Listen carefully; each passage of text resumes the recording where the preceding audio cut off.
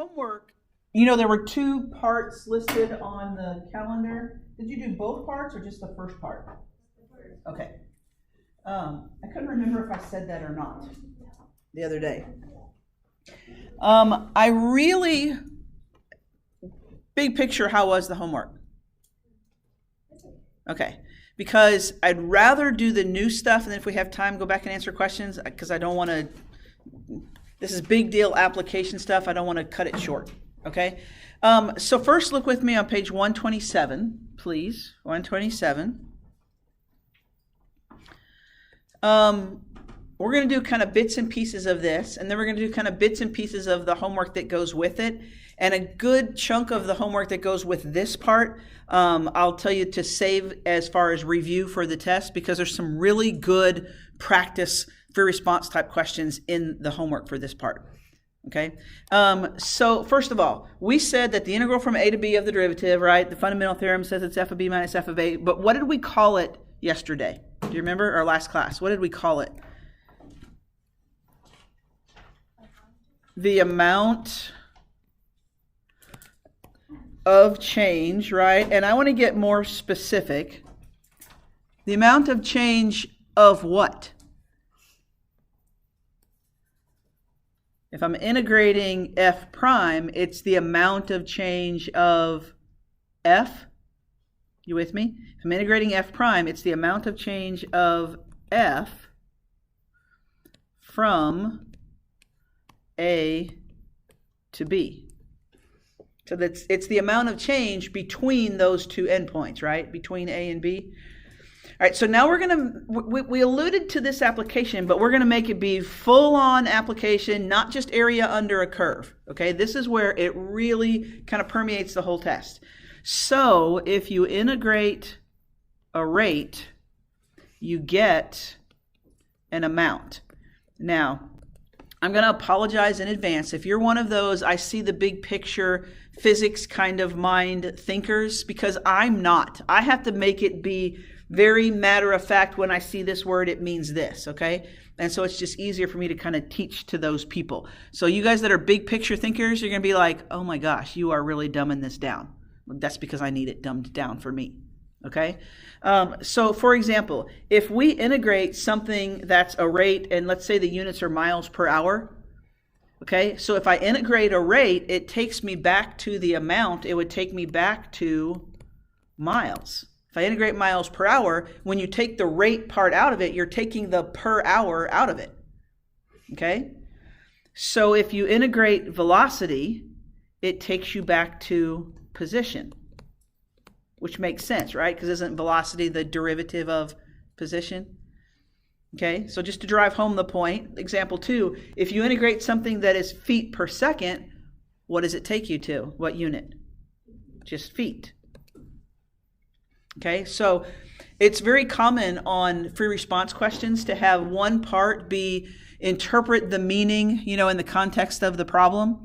All right, and they're looking for very specific things when we interpret the meaning. So that's what I'm going to teach you right now. How do you get full credit for those interpret the meaning type questions? All right, suppose that C of t represents the cost per day. Is C of t a rate or an amount? If it's cost per day, isn't that a rate? Okay, so C of t is a rate, or it's like a derivative of something. All right, suppose that C of t represents the cost per day to heat your house measured in dollars per day, where t is measured in days, and t equals 0 corresponds to January 1st, 1993. You can see how dated this particular problem is, but it doesn't matter, it still applies. All right, so t is days starting on January 1st. So if t equals 3, that would be 3 days in. Or if t equals 10, that would be 10 days in, right? Okay. Letter A, interpret the meaning of the integral from 0 to 90 of C of t. When you interpret the meaning of, there are two parts to it. You have to interpret the 0 to 90 part, and then you also have to interpret the idea of integrating the C. So there's two parts that you have to address. Okay, so forget the 0 to 90. If I integrate cost per day, it takes me back to what? Cost. So I'm going to say it's the cost. So I've just determined what the integration did. Okay, now what's the context of the problem? The cost for what? To heat your house. To heat house. Okay, so there's the first part. I've interpreted what it means to integrate the C of T. Now I need units, and I know this is going to sound silly, but what are the units for cost? Dollars. So you would have to say in dollars. And if you don't express that unit somewhere, you will not get this point. You have to have all of this to get 1 point. Okay? So it's the cost to heat the house in dollars. Now the second part is going to be for addressing the boundaries right here. What do the 0 to 90 represent? The days, right? So it's the cost to heat the house in dollars for how long? For 90 days. But you have to be specific. You have to say for the first 90 days. Why would that be important to say the first 90 days?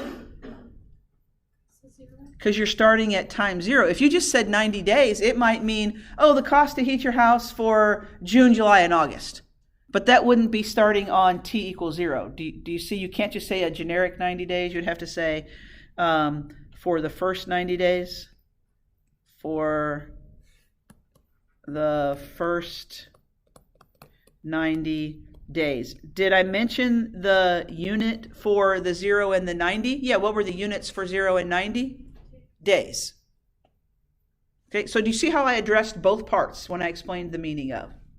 What do you think? This is the part people tend to lose points on because they just don't get this explain the meaning of. But if you break it down into two parts and you make sure you address the units in each one, it's very mechanical, don't you think? You're like, I don't know, that's a TBD. All right, look at letter B. Interpret the meaning of this. Well, isn't this similar to what we just interpreted the meaning of? What's the only difference for letter B?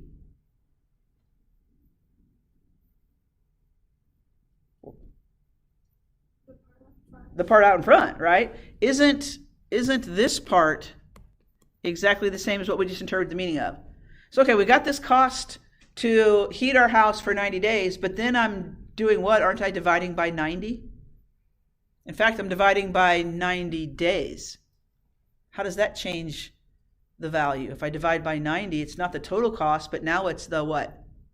Average cost per day. Do you see? By dividing by days, I just turned it back into a rate. Everybody with me? So this is going to be the average cost per day. What's the context of the problem? To do what? To heat house. What are the units? Dollars per day, right? Because it's a rate now, right? To heat the house, and we're going to put here in dollars per day.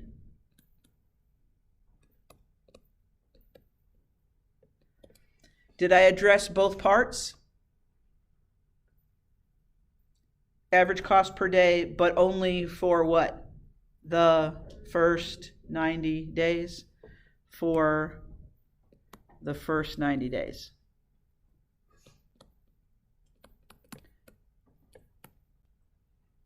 So does everybody understand why we said now it's an average? Because we divided by the number of days, right? Okay, so with that in mind, skip down to the very bottom of this page where it says formula for, what does it say?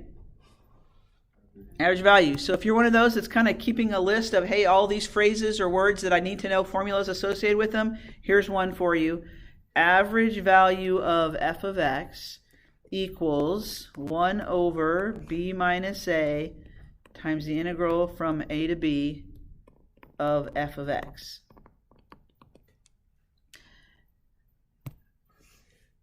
So whenever you see the phrase average value of something, that means you integrate it and divide by whatever your boundaries are. Something to notice, if you want the average value of f of x, you're integrating f of x. If I want the average value of a derivative, I would integrate the derivative. If I want the average value of velocity, I integrate velocity. If I want the average value of acceleration, I integrate acceleration. Okay? So here's the part that I was saying. There's some I think you should definitely save for later, like for when you're reviewing for the test. So like this number 1, that's a great review for a test. All right. Number 2, the first part of it is a great review for a test. I want us to look at the second part of number 2. Okay, so anything we don't do on this page, definitely you want to go back and look at going into a test, okay?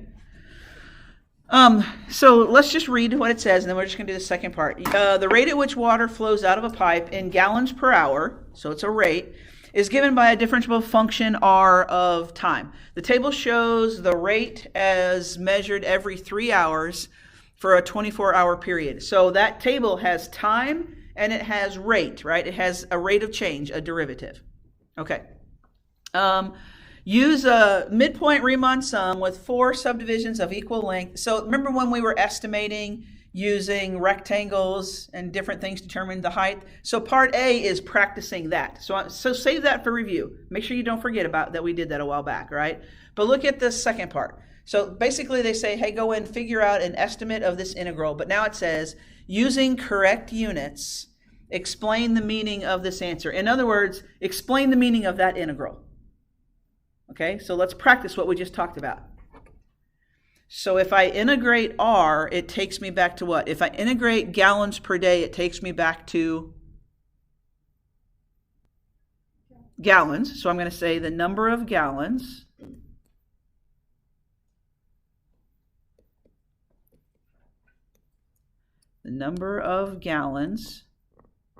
and gallons is the unit, isn't it? So the number of gallons. Okay, what's the context of the problem? That did what? That flowed out of the pipe. That flowed or flows, or would it be flowed? I want to say flowed. Is that a word? When you say it a couple times, it doesn't sound like a word. Have you ever done that? Flowed. That flew out of, I can't have that mental picture. The water is flying out of, whatever. Okay. The number of gallons that came out of the pipe, right? That flowed out of pipe. So that's my first part. I just interpreted the integral of R, but now what should I say based on the 0 to 24? For the first 24, what? I think it's hours, isn't it? Everybody see that? Doesn't it say per hour? So for the first 24 hours. So I hope you're seeing, I'm just trying to make this be mechanical. This means this means this. You got it. Because I have to be mechanical because I can't think big picture. I'm just too dumb to get that. We okay? Got the idea? Look at letter B. The rate of water flow. Oh, so now they're saying, okay, you gave me a table of values, but now letter B is saying, here's an actual formula for that. Here's where that table came from. Here's a formula. And Q, let's see. So the rate can be approximated by Q. So R and Q are the same thing, but keep in mind, this is a rate. Okay. Use Q to approximate the average rate of water flow. Okay, we have had 2 phrases that used the word average over our last several months. We had average rate of change. Remember that phrase? Good chatting with you. We had average rate of change, and we had the one we brought in today, average value. Are those the same? Not necessarily. When you see the phrase average rate of change, what should you think? Slope between 2 points, but formula. Yeah, don't we say like f of b minus f of a? I mean, that means y2 minus 1, right? So I'm just going to write this for you to think about. Average rate of change, we said, was this f of b minus f of a over b minus a, right? And what did we associate with average value? Do you remember without looking? 1 over b minus a,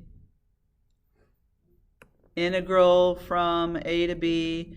Now, if I want the average value of f, then I'm integrating f, right? Now, when it says the average rate of water flow, that's like saying the average rate of change of the amount of water, right? But do I know my original function or do I know the derivative? I know the derivative. So do you see that I can't do this? Because the function I have is the derivative. It's not f. It's not the original. So could I reinterpret this to say the average value of the rate? Is average rate, is that the same as saying the average value of the rate? It's the same, isn't it? And so if I think of it as an average value, wouldn't that be 1 over 24 minus 0, integral from 0 to 24? But now, since I'm doing the average value of the rate, I can integrate the rate. Do you see how I had to think of it as average value? Because the only function they gave me was the rate. So I'm thinking of it as the average value of the rate. So I would integrate Q. I'm not going to do the math. You can do the math later. But do you see why I had to think of it as average value? With me? Joanna, I need you to nod. One way or the other, but nod. I'm still kind of confused. Okay, so let's pretend like I said it this way. Let me make this tiny so I can say something else here. Suppose I tell you I have two functions, okay? Suppose I tell you I have one function that represents the amount of water, okay? The amount of water is this, blah, blah, whatever that function is. Suppose I give it to you, okay?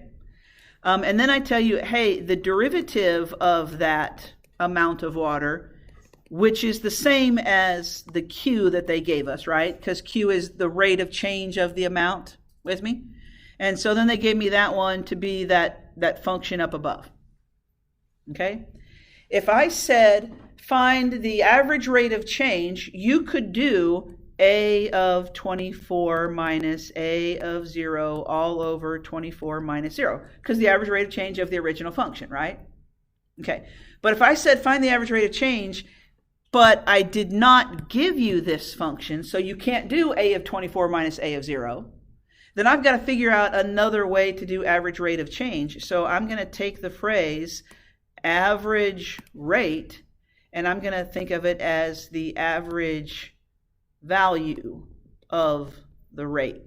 Same thing. It's just that if I think of it as an average value, now I can use that formula that says that you integrate whatever you want the average value of. Since the rate was the function they gave me, that's the only function I can use. I guess I should have done A to B. So it was just because I didn't know the original, I only knew the derivative.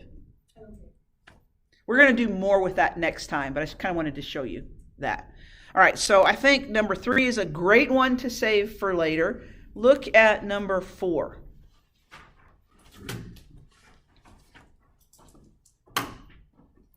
All right, a cup of coffee at 90 degrees is put into a 20-degree room when T equals 0. The coffee's temperature is changing at a rate of this. So this is the rate. It's not the actual temperature. This is a rate, right? Okay. Find the coffee's temperature when T equals 10. Didn't we do something like that on your quiz? If I want to know what variable do you want to use for temperature?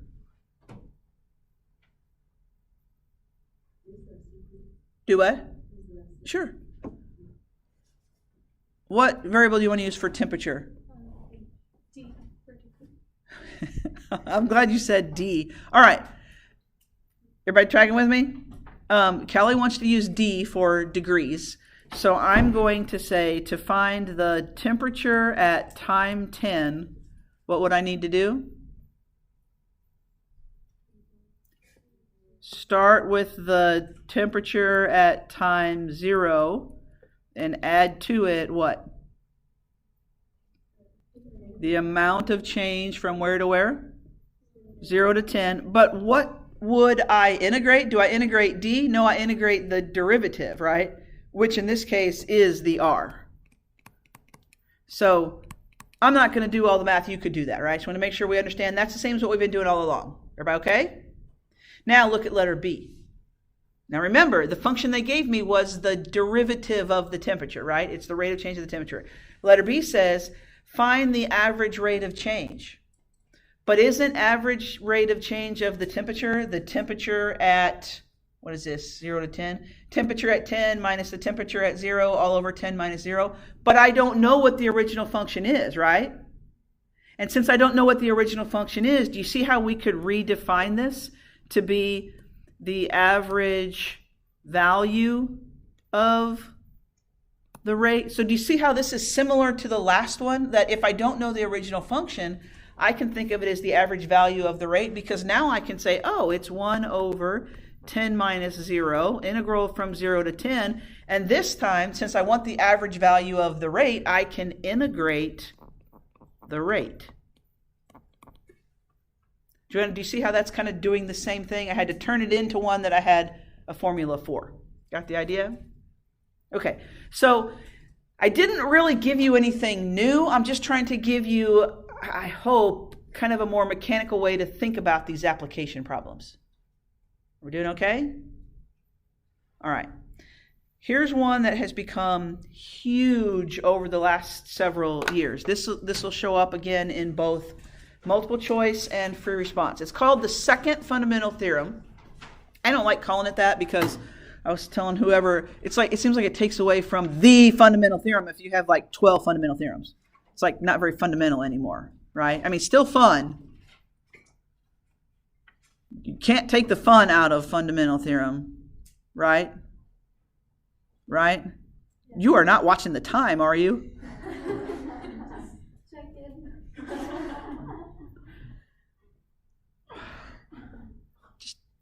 Just a minute while I yank the dagger out of my heart. All right.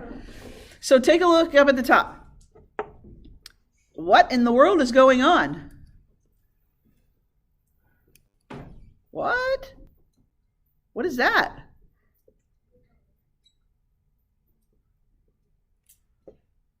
Is that what you were looking up on your phone? What is that d over dx out in front? What does d over dx mean? Don't hurt yourself. Derivative, right? So this is saying, hey, take the derivative of an integral. Okay, so let's do this. Let's do one part at a time. How about we start with the integral, see what we get, and then we'll take the derivative. Okay? So if I integrate t squared, I get what? T cubed over 3, right? With me? And then if I evaluate that from 1 to x, which one do I plug in first? The x. So it's going to be x cubed over 3 minus 1/3. Okay? And so that's my integral. And now this part is saying, hey, take the derivative of that, right? Take the derivative of that. All right, well, what's the derivative of x cubed over 3? I would bring my 3 out in front. It's going to cancel with the 3. And won't that just leave me with an x squared? Everybody with me? And then what's the derivative of the minus 1/3? Nothing. And so I end up here. Hey, compare that to what? Whoa, baby. To what I started with. I integrated t squared and I ended up with x squared. Will that happen every time? Yes. Yes. Well, doesn't that make sense? If derivative and integral are inverse functions, don't they undo each other? It's like taking the square root of a square. Do you see the work we're going to save ourselves? Okay, I need like jaw-dropped kind of reactions. Rania, do you see the work we're saving ourselves? Wow, that was your jaw drop. You're not in theater or anything, are you? Good. All right, so you know boxes mean important things to remember, right? So in this box, second fundamental theorem of calculus, we're never again are we going to do that work, because we know that derivative and integral undo each other. So if you integrate a function, here are the key things. As long as the bottom number is a constant, It could be 0, -10, 52 for all I care. As long as the bottom number is a constant, because that's what made the derivative of the 1/3 go away, right? As long as the bottom number is a constant, and as long as the top is an x, and I mean literally an x, a single variable. I guess it could be a different variable. It could be a y if you wanted it to, but a single variable x, not 2x, not 12x, x.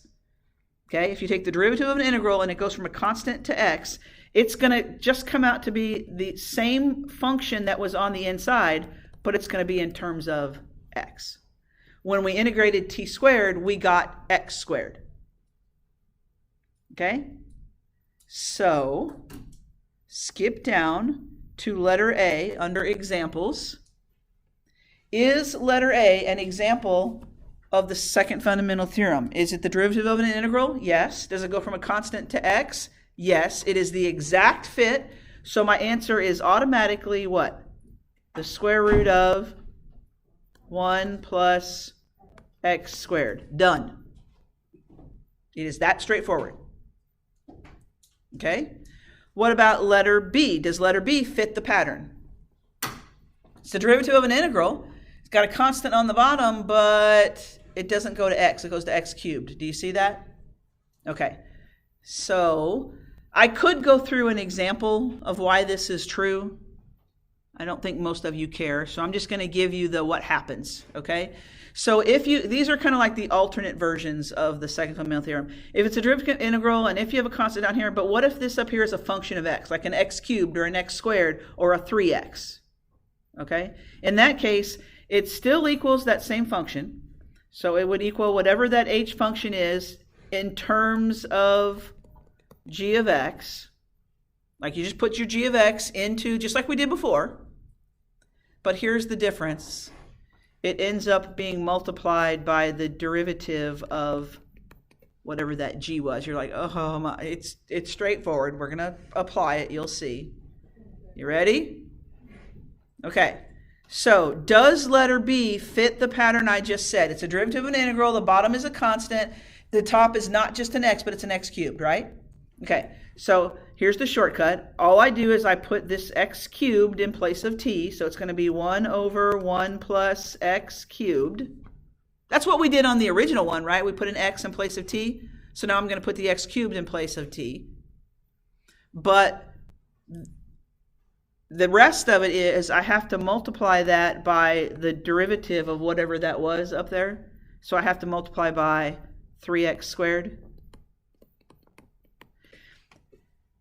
Now, yes, I could have gone straight to saying 3x squared over 1 plus x cubed. I just wanted to show you the two parts.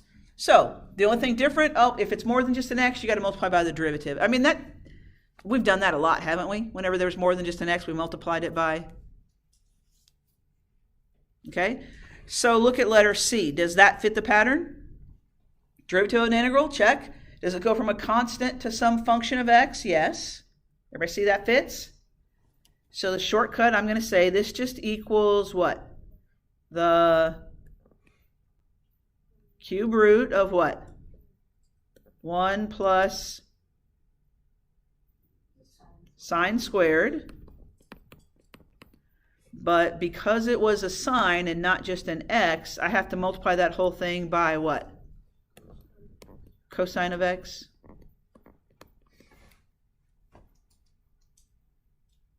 Okay? Okay, what about letter D? Does that fit the pattern? It's derivative of an integral, but, there's no constant on the bottom. In other words, there's a function of x for both your A and your B. Okay, so look up here at my other alternate version. What would you speculate? Any thoughts? Do you think we still keep the h and plug in the g and multiply by the derivative of g? I mean, I wrote it down, so you should think yes. But there's got to be something else, right? What do you do normally when you have an a and a b? Don't you do the b and then the a? So minus, tell me what you're thinking. h of f times f prime.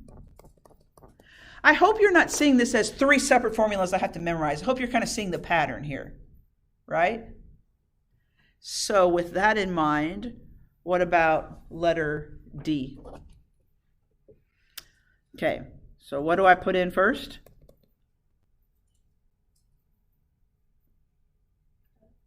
X squared. So I put x squared in for t, and what do I have? X to the 6th, did I hear? X to the 6th. Oh, but I have to multiply that by what? 2x minus, and now what do I put in? Sine. So sine cubed, right? And I have to multiply that by, I heard it, so I'm going to take it, cosine. I don't know who whispered it, but I heard it. Couldn't have been Rania. Is it a negative cosine? No. Remember, the derivative of sine is positive cosine. You're thinking the derivative of cosine is negative sine. We didn't integrate, we did the derivative of sine. Okay? Now, a little FYI. The College Board says, hey, these aren't really on there. But it's a big fat lie, because I've seen them on there multiple years. And what the way they get by with it is because they're like, well, you don't have to know the shortcut. You can just do the integration. But don't you think it's much easier if you know the shortcut? And it's not like much to add. So I have seen this on there multiple times. But by the way, problems like B and C are definitely multiple choice. Problems, I mean, like C and D are definitely multiple choice. And they're very straightforward. You see the pattern, you know the answer. However, problems like letter A always turn into free response. And I think we should practice that. By the way, on your test, you will definitely have one like what we're about to practice. When is our test, by the way? Oh, next Friday, you say? Is it next Friday? No, it can't be Friday. But today's Friday. Oh, that's right, we don't have Thursday. It is next Friday. Okay. What? What is going on, Matthew? Can't believe you would whine like that. You know, Rania would never give that kind of an exasperated sigh. Okay. I'm about to give you a secret. Oh, man, I better record for... I did. I did. I wish I could have gotten your face on that one. All right. I'm about to give you a secret that makes these so much easier. You ready? These are called functions defined as integrals. It says the graph of a function consists of a quarter circle and line segments, blah, blah, blah. They're saying, look at the picture. All right, look at this right here. Do you see how it has g of x equals the integral of f? So they have a function g defined as an integral. That's why these are called functions defined as. Anytime you have this, g of x or whatever equals the integral of f. Anytime you have this, automatically, before you read any further, automatically, let's take the derivative of g.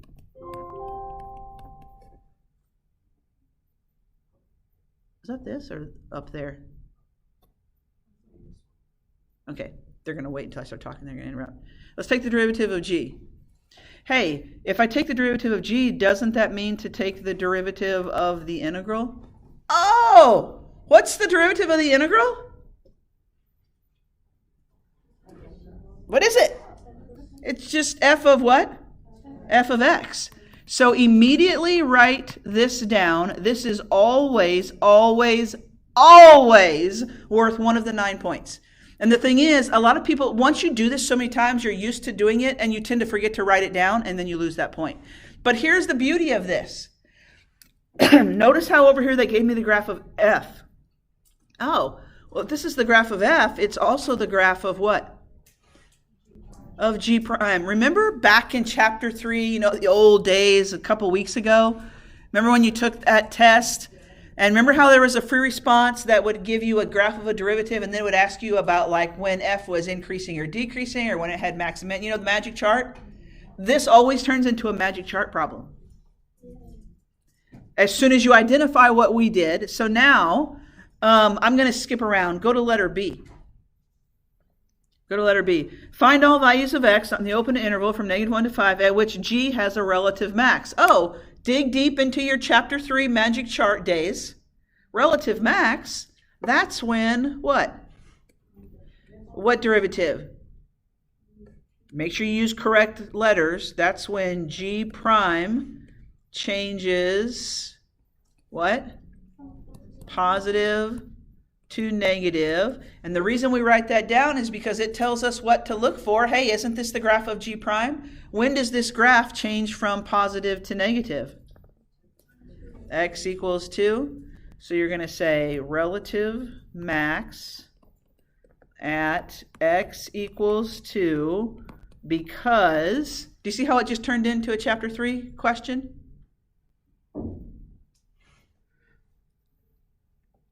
We'll come back to letter C. Go down to letter D. Find the x-coordinate of each point of inflection of G. Oh, point of inflection. Point of inflection. Are you channeling your magic chart? Point of inflection. So I could either say the derivative changes sign with me. I'm working my way up. Or I could say, did I say derivative? I meant second derivative. I can either say the second derivative changes sign. Yes. Can you have Sydney Brown stop by the front desk before she leaves for the day? All right, thank you. Thank you. Okay, ready? Got it in there again?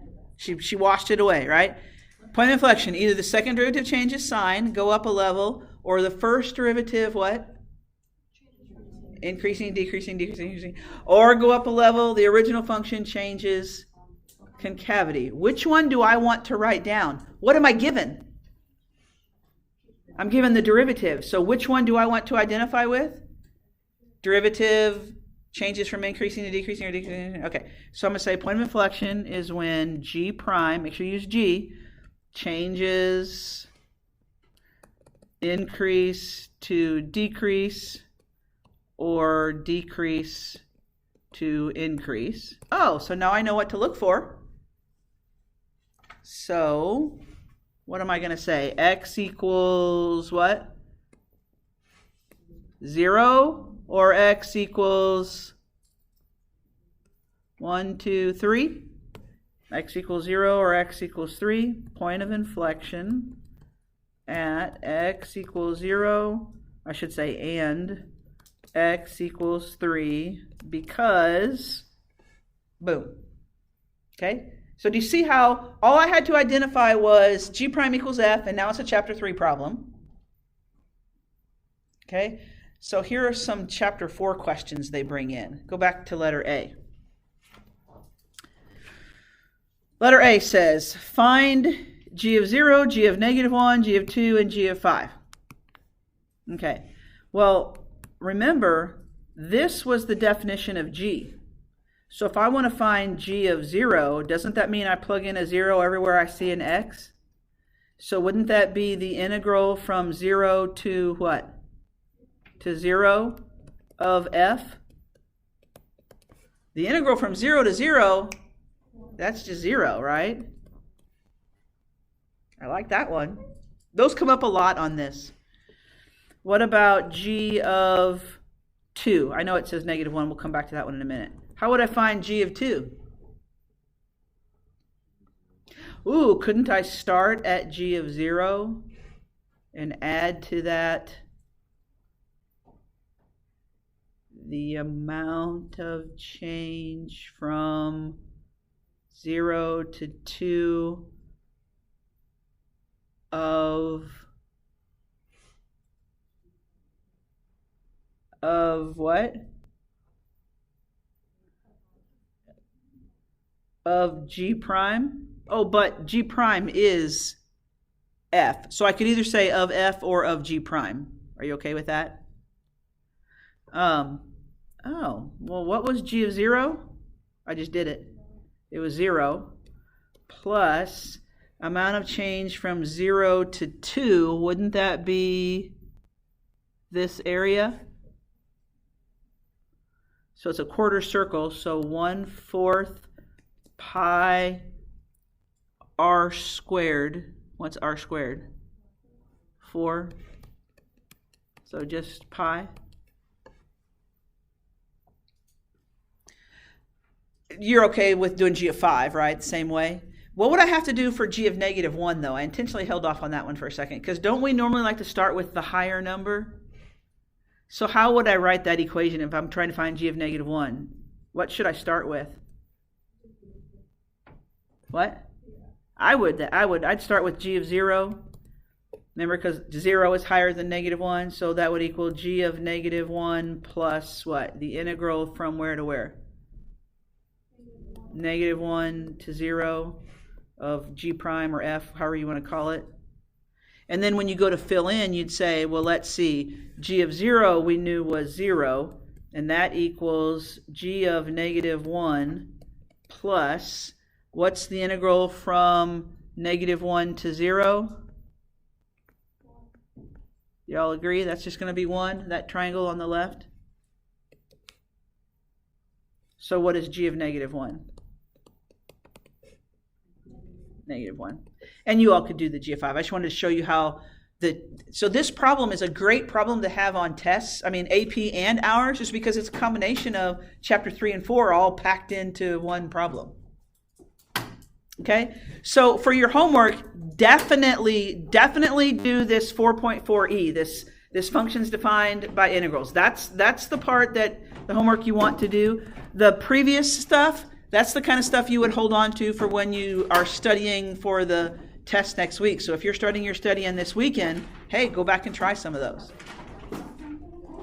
Okay? All right. Everybody say bye. Bye. Oh, is Sarah going to watch too?